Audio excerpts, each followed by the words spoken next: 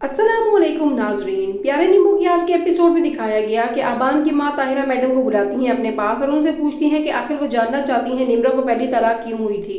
जिस पर ताहिरा मैडम उनको बताती हैं कि आप आखिर अब ये क्यों जानना चाहती हैं इसके बारे में। निम्रा पहले ख्वाब देखा करती थी और इन्हीं ख्वाब के बिना पर उसके ससुराल वालों ने उसे छोड़ दिया था, बल्कि उसे तो जिंदा लाश बनाकर फेंक दिया गया था। अबान से शादी के बाद उसने नई जिंदगी जीना शुरू की है। अब वो रिक्वेस्ट कर रही होती है अबान की माँ से कि उसे किसी तरह का कोई दुख ना मिले। अबान की माँ एक समझदार खातून थी और कहती हैं कि वो इन तमाम बातों पर भरोसा नहीं रखती। अनीता की माँ उससे मिलने के लिए उसके घर में आती है और रोशनी से बैठी बातें कर रही होती है कि अचानक वहाँ निम्रा का शौहर आ जाता है आबान और उससे कुछ तलखलामी हो जाती है इन दोनों माँ बेटी की, जिस पर निम्रा आकर सही खुलिया उधेड़ती है इन दोनों का। उनसे कहती है कि यह किसी को हासिल नहीं है कि किसी के घर में जाकर उनकी बेइज्जती करे, जिस पर ये दोनों माँ बेटी शर्मिंदा होने के बजाय और आग बगोला हो जाती हैं और निम्रा की क्लास लगाने के लिए उसे उसकी सास के पास तलब कर लेती हैं। मगर निम्रा भी कह देती है हम फ्रेश होकर आते हैं और बाद में इस मौजू पर बात करते हैं। अब रोशनी और उसकी बहू को बहुत ज्यादा बुरा लगता है, जिस पर वो आग बरसाना शुरू कर देती हैं। ये सोचती भी नहीं है कि उनके सामने कौन है। निम्रा और अबान करीब आ रहे थे और इसके साथ साथ जिस तरह से उनके पोल खुल रहे थे इस घर में, रोशनी की सच्चाई जिस तरह निम्रा के सामने आ चुकी थी आहिस्ता आहिस्ता सबके सामने आ ही जाने वाली है एक दिन में।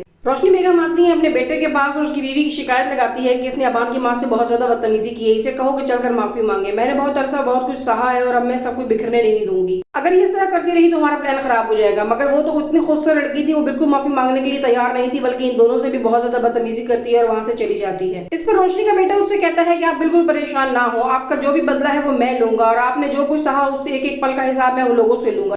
और ये बात सुनकर रोशनी का गुस्सा भी कुछ कम हो जाता है। मगर रोशनी अपनी इंतकाम की आग में इतनी ज्यादा गिर जाती है कि जो बच्चा भी इस दुनिया में आया ही नहीं होता ये तो उसकी दुश्मन भी बन जाती है। सीढ़ियों पर तेल गिराती है। जब निम्रा नीचे उतरना होता है वो खड़े होकर तमाशा देख रही होती है कि अचानक से वहां अबान भी आ जाता है और गिरती हुई निम्रा को थाम लेता है, जिस पर रोशनी भाग कर आती है और ड्रामे करने लगती है। जब उसे कमरे में लेकर जाती है तो उसे बताती है कि ये सब कुछ मैंने किया है, मैं इससे ज्यादा बुरा भी कर सकती हूँ। जिस पर निम्रा कहती है कि आप मेरे बच्चे को क्यों मारना चाहती हैं, मगर आप ये नहीं जानती कि एक माँ अपने ऊपर तो सब कुछ सह सकती है, अपने बच्चे के साथ कुछ भी नहीं होने देती। जिस पर रोशनी कहती है मैं भी तो यही कर रही हूँ। आज वो निम्रा के सामने इस बात का भी इकरार कर देती है कि वो अबान से मोहब्बत नहीं करती थी, बल्कि ये सब कुछ एक ड्रामा था। निम्रा की आंखों से पट्टी उतरने के बाद निम्रा तो जैसे होश ही खो बैठती है। अब वो रात आ जाती है कि सब लोग हॉस्पिटल में होते हैं और निम्रा का डिलीवरी हो जाती है और उसका बेटा पैदा होता है। इस पर वो तमाम लोग तो बहुत ज्यादा खुश होते हैं, मगर रोशनी के अंदर तो आग जल रही थी बदले की। हरगिज़ नहीं चाहती थी कि यहाँ अबान के बाद एक और वारिस पैदा हो, मगर ऐसा हो जाता है क्योंकि ये सब कुछ तो अल्लाह के हाथ में था। इसकी सास बहुत ज्यादा खुश होती है, अबान भी और उसकी बीवी निम्रा भी, हत्ता कि रोशनी के शौहर भी खुश होता है। मगर रोशनी आखिर पता नहीं किस पत्थर दिन की मालिक थी, इस छोटे से बच्चे को देखकर भी उसे रहम नहीं आ रहा होता और अब वो यकीनन निम्रा के खिलाफ कोई और प्लान बनाएगी, बल्कि इस बच्चे के खिलाफ भी। नाज़रीन, आपको आज की एपिसोड कैसी लगी और आप क्या समझते हैं, क्या निम्रा अपने बच्चे की जान बचा पाएगी रोशनी से और ये तमाम सच्चाई अबान की माँ के सामने आ जाएगी?